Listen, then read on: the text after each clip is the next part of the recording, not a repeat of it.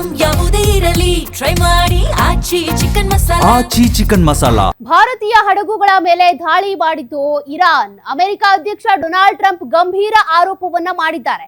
ಭಾರತೀಯ ಹಡಗುಗಳ ಮೇಲೆ ಅಟ್ಯಾಕ್ ಆಯ್ತು, 3 ಜನ ಸಾವನ್ನಪ್ಪಿದ್ರು. ಆದ್ರೆ ಈ ಆರೋಪ, ಈ ದಾಳಿಯನ್ನ ಈಗ ಇರಾನ್ ಕಡೆಗೆ ತಿರುಗ್ತಾ ಇದ್ದಾರೆ ಡೊನಾಲ್ಡ್ ಟ್ರಂಪ್.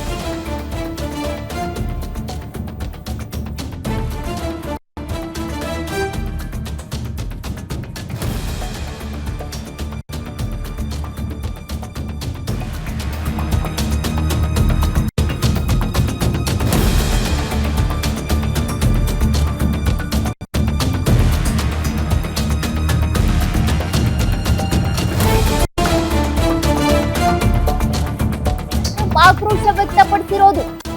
ಭಾರತೀಯರಿದ್ದಂತ ಹಡಗುಗಳನ್ನ ಗುರಿಯಾಗಿಸಿ ಇರಾನ್ನಿಂದಲೇ ದಾಳಿ ಮಾಡಲಾಗಿದೆ. ಒಮಾನ್ನಲ್ಲಿ ಭಾರತದ ಹಡಗುಗಳ ಮೇಲೆ ನಡೀತಾ ಇದೆ ನಿರಂತರ ದಾಳಿ. ಈ ದಾಳಿಯಲ್ಲಿ 3 ಭಾರತೀಯ ನಾವಿಕರು ಸಾವನ್ನಪ್ಪಿದ್ದಾರೆ. ಶಾಂತಿ ಒಪ್ಪಂದದ ಬಗ್ಗೆನೂ ಕೂಡ ಇರಾನ್ನಿಂದ ಸುಳ್ಳು ಸುದ್ದಿ. ಟ್ರುತ್ ಸೋಷಿಯಲ್ ನಲ್ಲಿ ಟ್ರಂಪ್ ಗಂಭೀರ ಆರೋಪ ಮಾಡಿದ್ದಾರೆ. ಭಾರತದ ಹಡಗುಗಳ ಮೇಲೆ ದಾಳಿ ಸಂಬಂಧ ಅಮೆರಿಕಾಗೆ ಸಮನ್ಸ್ ಕೊಡಲಾಗಿದೆ. ಅಮೆರಿಕ ರಾಯಭಾರಿ ಜೇಸನ್ ಮಿಕ್ಸ್ಗೆ 2ನೇ ಬಾರಿಗೆ ಸಮನ್ಸ್ ಜಾರಿಗೊಳಿಸಲಾಗಿದೆ. ಅಮೆರಿಕ ಮಿಲಿಟರಿ ನಡೆಸ್ತಾ ಇರುವಂತ ದಾಳಿ ತಕ್ಷಣ ನಿಲ್ಲಿಸಬೇಕು ಅನ್ನುವಂತ ಆಗ್ರಹ ವ್ಯಕ್ತವಾಗ್ತಾ ಇದೆ. ಇದರ ಬೆನ್ನಲ್ಲೇ ಡೊನಾಲ್ಡ್ ಟ್ರಂಪ್ ಅವರು ತಮ್ಮ ಟ್ರುತ್ ಸೋಷಿಯಲ್ ಮೀಡಿಯಾದಲ್ಲಿ ಸುದೀರ್ಘ ಪೋಸ್ಟ್ ಹಾಕೊಂಡಿದ್ದಾರೆ.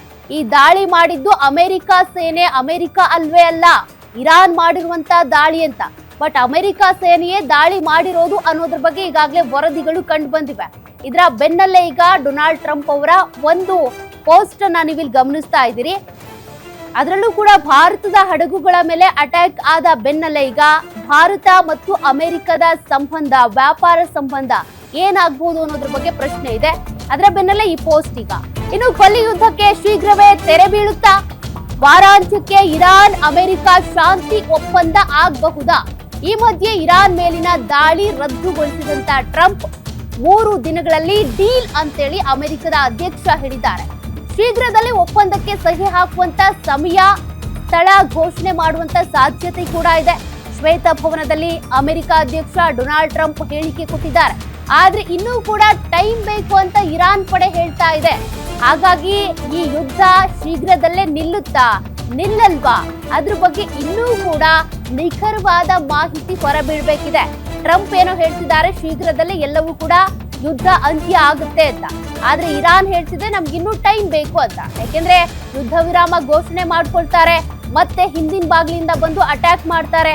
ಇದ್ರಲ್ಲೀಗ ಭಾರತೀಯ ಹಡಗು ಮೇಲೂ ಕೂಡ ಅಟ್ಯಾಕ್ ಮಾಡ್ಬಿಟ್ಟಿದ್ದಾರೆ. ಹಾಗಾಗಿ ಈ ಯುದ್ಧ ವಿರಾಮ ಘೋಷಣೆ ಮಾಡಿದ್ರು ಅಥವಾ ಯುದ್ಧ ನಿಂತು ಹೋಯ್ತು ಅಂದ್ರೂ ಕೂಡ ಜಗತ್ತಿನಾದ್ಯಂತ ಈ ಯುದ್ಧದ ಬಗ್ಗೆ ಭೀತಿ ಮಾತ್ರ ಕಮ್ಮಿ ಆಗಲ್ಲ.